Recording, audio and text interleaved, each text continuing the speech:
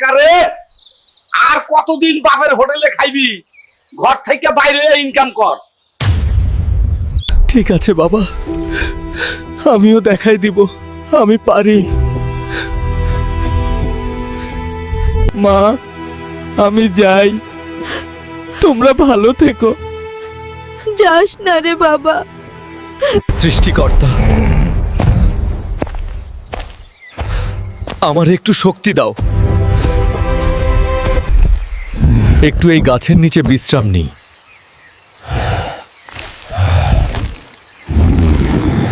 এই কলসিকে যা বলবি তাই দেবে।